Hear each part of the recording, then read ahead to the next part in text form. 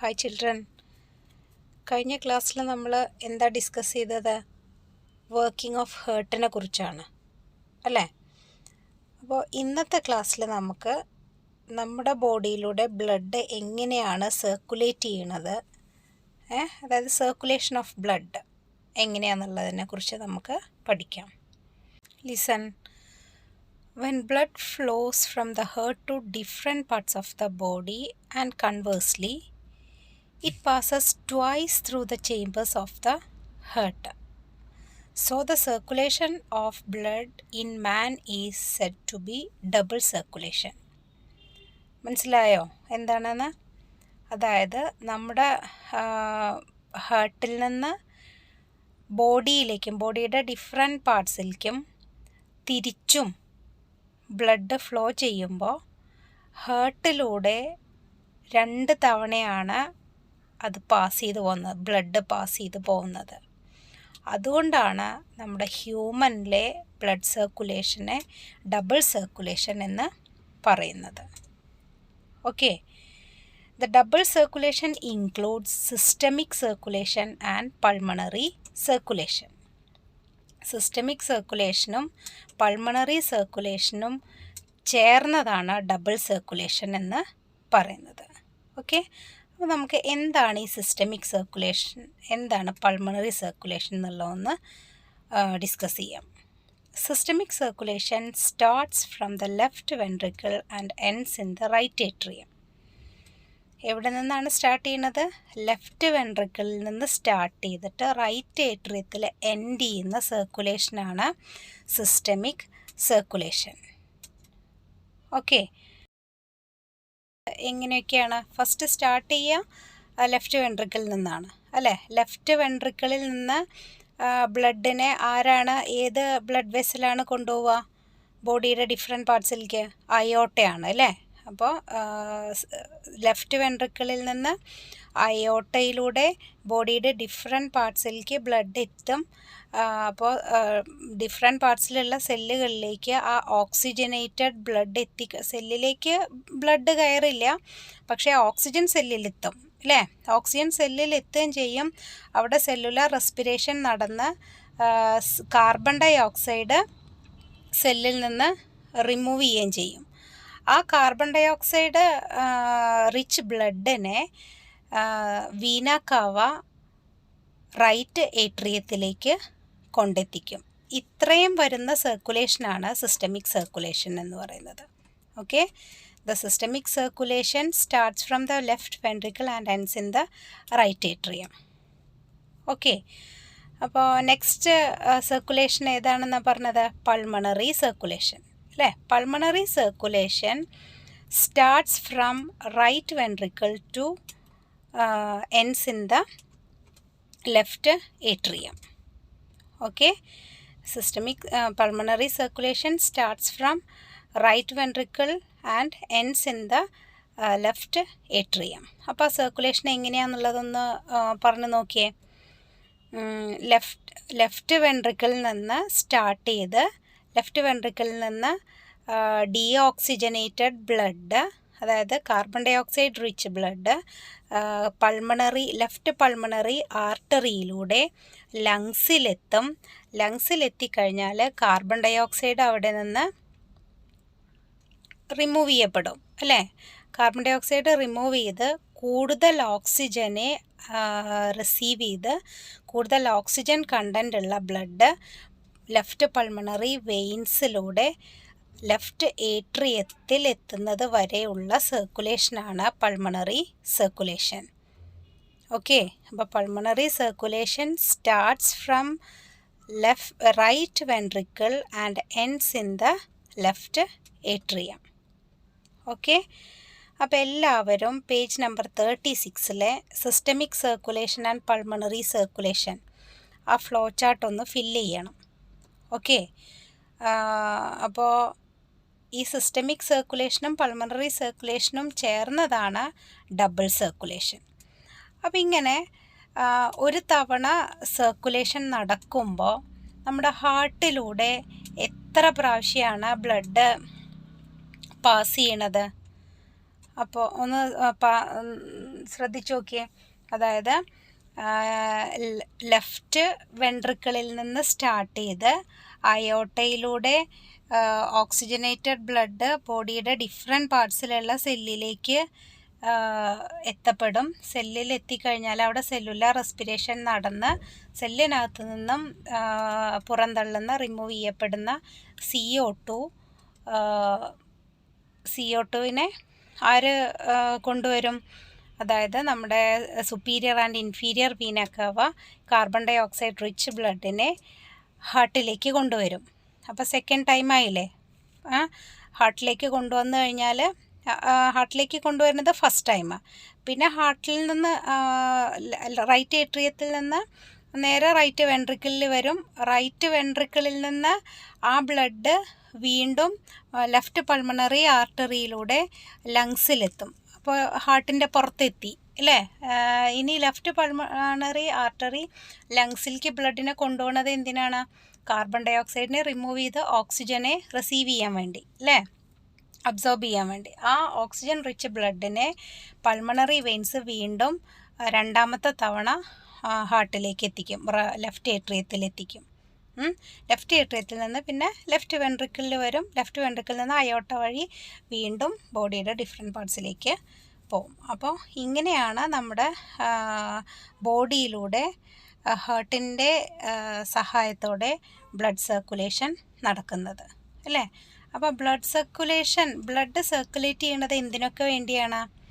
അതായത് ഓക്സിജനേറ്റഡ് ബ്ലഡിനെ എല്ലാ സെല്ലിലേക്കും കൊടുക്കാനായിട്ട്, ഓക്സിജനെ എല്ലാ സെല്ലിലേക്കും കൊടുക്കാൻ വേണ്ടിയും, അതായത് സെല്ലുലാർ റെസ്പിറേഷൻ നടന്നു കഴിഞ്ഞുണ്ടായ പുറന്തള്ളുന്ന കാർബൺ ഡൈ ഓക്സൈഡിനെ എന്ത് ചെയ്യും? ഹാർട്ടിൽ എത്തിക്കഴിഞ്ഞാലാണ് ഹാർട്ട് അതിനെ ലങ്സിലേക്ക് കൊണ്ടുപോയി ആ കാർബൺ ഡൈ ഓക്സൈഡിനെ റിമൂവ് ചെയ്ത് ഓക്സിജൻ കൂടുതലായിട്ട് സ്വീകരിക്കുന്നത് അല്ലേ.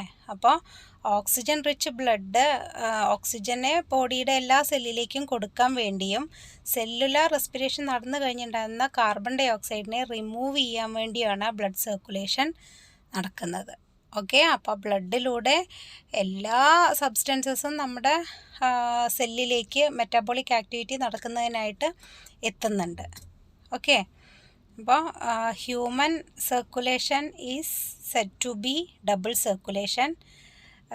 It includes systemic circulation and pulmonary circulation. Clear ആയല്ലോ എല്ലാവർക്കും? ഇനി ഈ രണ്ട് സർക്കുലേഷൻ കൂടാതെ ഒരു സർക്കുലേഷൻ കൂടിയുണ്ട്, അതാണ് പോർട്ടൽ സർക്കുലേഷൻ. പോർട്ടൽ സർക്കുലേഷൻ എന്ന് പറഞ്ഞു കഴിഞ്ഞാൽ പോർട്ടൽ വെയിൻസ് അടങ്ങിയിട്ടുള്ള സർക്കുലേഷനാണ് പോർട്ടൽ സർക്കുലേഷൻ. പോർട്ടൽ വെയിൻസ് എന്ന് പറഞ്ഞു കഴിഞ്ഞാൽ certain veins do not reach the heart and they carry blood from organ to organ. അതായത് സാധാരണ വെയിൻസ് ഹേർട്ടിലേക്ക് ബ്ലഡ് എത്തിക്കുന്ന ബ്ലഡ് വെസലാണ്. പക്ഷേ പോർട്ടൽ വെയിൻസ് അങ്ങനെയല്ല, ഒരു ഓർഗനിൽ നിന്ന് അടുത്ത ഓർഗനിലേക്കാണ് ബ്ലഡ് കൊണ്ടുപോകുന്നത്. ഓക്കെ. അത്തരം വെയിൻസിനെയാണ് പോർട്ടൽ വെയിൻസ് എന്ന് പറയുന്നത്. This portal veins begin from one organ as capillaries and end in another organ as capillaries. അതായത് ഒരു ഓർഗനിൽ നിന്ന് ഈ പോർട്ടൽ വെയിൻസ് കാപ്പിലറീസ് ആയിട്ട് സ്റ്റാർട്ട് ചെയ്തിട്ട് മറ്റൊരു ഓർഗനിലേക്ക് കാപ്പിലറീസ് ആയിട്ട് അത് എൻഡ് ചെയ്യുക പോർട്ടൽ വെയിൻസ്. പോർട്ടൽ സിസ്റ്റം എന്ന് പറഞ്ഞു കഴിഞ്ഞാൽ it is a system of blood circulation in which portal veins are included. Portal veins അടങ്ങിയിട്ടുള്ള സർക്കുലേഷനാണ് portal circulation. For example hepatic portal system. Okay. ഒരു page number 37 hepatic portal system, that portal circulation ഒന്ന് നോക്കിയേ. ആ flow chart ഇൻഡസ്റ്റൈനിൽ portal veins ഇൻഡസ്റ്റൈനിൽ capillaries ആയിട്ട് start ചെയ്ത് അത് ഹെപ്പാറ്റിക് പോർട്ടൽ വെയിന് അത് എവിടെയാണ് എൻഡ് ചെയ്യണത്? കാപ്പിലറീസ് ഇൻ ദ ലിവറിൽ എൻഡ് ചെയ്യും. ഇൻഡസ്റ്റൈനിൽ കാപ്പിലറീസ് ആയിട്ട് സ്റ്റാർട്ട് ചെയ്ത് ഹെപ്പാറ്റിക് പോർട്ടൽ വെയിന് ലിവറിൽ കാപ്പിലറീസ് ആയിട്ട് എൻഡ് ചെയ്യും. ആ ഹെപ്പാറ്റിക് പോർട്ടൽ വെയിൻസിൻ്റെ ക്യാപ്പിലറീസ് നേരെ ഹെപ്പാറ്റിക് വെയിനിലേക്ക് ജോയിൻ ചെയ്യും. ഹെപ്പാറ്റിക് വെയിന് വീന കാവയിലേക്ക് ജോയിൻ ചെയ്യും. വീന കാവയാണ് അത് ഹേർട്ടിലേക്ക് കൊണ്ടുപോകുന്നത്. ഓക്കെ, അപ്പോൾ ഹെപ്പാറ്റിക് പോർട്ടൽ വെയിന് ഡയറക്റ്റായിട്ട് ഹേർട്ടിലേക്ക് കൊണ്ടുപോകുന്നുണ്ടോ? ഇല്ല. അത് ഇൻറ്റസ്റ്റൈനിൽ നിന്ന് ക്യാപ്പിലറീസ് ആയിട്ട് തുടങ്ങി ലിവറിൽ ക്യാപ്പിലറീസ് ആയിട്ട് എൻഡ് ചെയ്യും. ആ ക്യാപ്പിലറീസ് പിന്നെ നേരെ ജോയിൻ ചെയ്യുക ഹെപ്പാറ്റിക് വെയിനിലേക്കാണ്. ഹെപ്പാറ്റിക് വെയിന് വീനക്കാവയിലേക്ക് ജോയിൻ ചെയ്യും. വീനക്കാവ ഹേർട്ടിലേക്ക് കൊണ്ടുപോകും. ഓക്കെ, അപ്പോൾ നമ്മൾ കഴിഞ്ഞ ചാപ്റ്ററിൽ ഡൈജഷൻ പഠിച്ചതാണ് അല്ലേ? ഡൈജഷനിലൂടെ കുറേ സിമ്പിൾ ന്യൂട്രിയൻസ് ഫോം ചെയ്തിട്ടുണ്ട് നമ്മുടെ ഇൻറ്റസ്റ്റൈനിൽ, സ്മോൾ ഇൻറ്റസ്റ്റൈനിൽ വെച്ച് അതിൻ്റെ അബ്സോർപ്ഷനും നടക്കുന്നുണ്ട് അല്ലേ? ഈ ന്യൂട്രിയൻസ് ഒക്കെ എത്തേണ്ടതും എവിടേക്ക് തന്നെയാണ്? സെല്ലിലേക്ക് തന്നെയാണ്, മെറ്റാബോളിക് ആക്ടിവിറ്റീസ് നടക്കുന്നതിനായി അല്ലേ? അപ്പോൾ ഈ സിമ്പിൾ ന്യൂട്രിയൻസ് ഇൻറ്റസ്റ്റൈനിൽ നിന്ന് അത് ഹേർട്ടിലേക്ക് എത്തുന്നത് ഈ പോർട്ടൽ സർക്കുലേഷൻ വഴിയാണ്. ഓക്കെ, അപ്പോൾ ഇൻറ്റസ്റ്റൈനിലാണ് ഡൈജഷനിലൂടെ ഉണ്ടായ സിമ്പിൾ ന്യൂട്രിയൻസ് ഒക്കെ ഉള്ളത്. ആ സിമ്പിൾ ന്യൂട്രിയൻസ് ഇൻറ്റസ്റ്റൈനിൽ നിന്ന് ഈ ഹെപ്പാറ്റിക് പോർട്ടൽ വെയിനിലൂടെ ലിവറിലെത്തും. ലിവറിലെത്തിക്കഴിഞ്ഞാൽ ലിവറിൽ കുറച്ച് ഫങ്ഷൻസൊക്കെ നടക്കുന്നുണ്ട്. അത് നമുക്ക് ഈ ചാപ്റ്ററിൽ തന്നെ പഠിക്കേണ്ട. ആ ടോപ്പിക്ക് വരുമ്പോൾ അത് ഡിസ്കസ് ചെയ്യാം. അപ്പോൾ ലിവറിലെത്തിക്കഴിഞ്ഞാൽ ലിവറിൽ നിന്ന് അത് ഹെപ്പാറ്റിക് വെയിനിലേക്ക് ജോയിൻ ചെയ്യും. ഹെപ്പാറ്റിക് വെയിന് വീനക്കാവയിലേക്ക് ജോയിൻ ചെയ്ത് വീനക്കാവയിലൂടെയാണ് ഈ സിമ്പിൾ ന്യൂട്രിയൻസ് അടങ്ങിയിട്ടുള്ള ബ്ലഡ് ഹേർട്ടിലെത്തിച്ചേരുന്നത്. ഹേർട്ടിലെത്തിയാലേ ഹാർട്ട് അതിനെന്ത് ചെയ്യുള്ളൂ? വീനക്കാവ റൈറ്റ് ഏട്രിയത്തിലേക്ക് എത്തിക്കും. റൈറ്റ് ഏട്രിയത്തിൽ നിന്ന് ആ ന്യൂട്രിയൻസ് റിച്ച് ബ്ലഡ് റൈറ്റ് വെൻട്രിക്കിളിൽ വരും. റൈറ്റ് വെൻട്രിക്കിളിൽ നിന്ന് എവിടേക്ക് പോവും? പൾമണറി ആർട്ടറി വഴി ലങ്സിൽ പോവും. ലങ്സിൽ നിന്ന് പൾമണറി വെയിൻസ് അതിനെ ലെഫ്റ്റ് ഏട്രിയത്തിൽ എത്തിക്കും. ലെഫ്റ്റ് ഏട്രിയത്തിൽ നിന്ന് ലെഫ്റ്റ് വെൻട്രിക്കിളിലേക്ക്, ലെഫ്റ്റ് വെൻട്രിക്കിളിൽ നിന്ന് അയോട്ട വഴി ആ സിമ്പിൾ ന്യൂട്രിയൻസ് അടങ്ങിയിട്ടുള്ള ബ്ലഡ് ബോഡിയുടെ ഡിഫറെൻറ്റ് പാർട്സിലുള്ള സെല്ലിലേക്ക് എത്തപ്പെടും. മനസ്സിലായല്ലോ? അപ്പോൾ oxygen, carbon dioxide transportation മാത്രമല്ല ബ്ലഡിലൂടെ നടക്കുന്നത്. ഡൈജഷനിലൂടെ ഉണ്ടായ സിമ്പിൾ ന്യൂട്രിയൻസും ബോഡിയുടെ ഡിഫറെൻറ്റ് പാർട്സിലേക്ക് എത്തിക്കുന്നതിൽ ഹാർട്ടിനും ബ്ലഡിനും റോളില്ലേ? മനസ്സിലായല്ലോ അത്? അപ്പോൾ ശ്രദ്ധിക്കൂ മക്കളെ, ഇന്നത്തെ ക്ലാസ് ഇതുവരെ ഉള്ളൂ. അതിൽ നോട്ട്സ് എഴുതേണ്ടത് ഒന്ന് ടീച്ചർ നേരത്തെ പറഞ്ഞു, പേജ് നമ്പർ 36 ഡബിൾ സർക്കുലേഷൻ അല്ലേ, systemic circulation and pulmonary circulation, അത് കാണിക്കുന്ന ഫ്ലോ ചാർട്ട് നോട്ടിലേക്ക് എഴുതണം. പിന്നെ എഴുതേണ്ടത് പേജ് നമ്പർ 37 ഇൻഡിക്കേറ്റേഴ്സ്, 3 ഇൻഡിക്കേറ്റേഴ്സ് കൊടുത്തിട്ടുണ്ട്, അതിൻ്റെ ആൻസേഴ്സും എഴുതാം. Peculiarities of portal veins. എന്താണ് പോർട്ടൽ വെയിൻസിൻ്റെ peculiarities? They begins from one organ as capillaries and ends in another organ as capillaries. Next question, the path of simple nutrients from the small intestine to the heart. ആ pathway ഒന്ന് flow chart ചെയ്യാനാണ് പറഞ്ഞിട്ടുള്ളത്. അതുതന്നെയാണ് ഇതിൻ്റെ തൊട്ട് മുകളിൽ കൊടുത്തിട്ടുള്ളത്. capillaries in the intestine, hepatic portal vein, it ends in the capillaries in the liver, it joined to hepatic vein joined to vena cava, and vena cava carries blood to heart. Okay, അത് flow ചാർട്ടായിട്ട് എഴുതിയാൽ മതി, sentence ആയിട്ട് എഴുതണ്ട.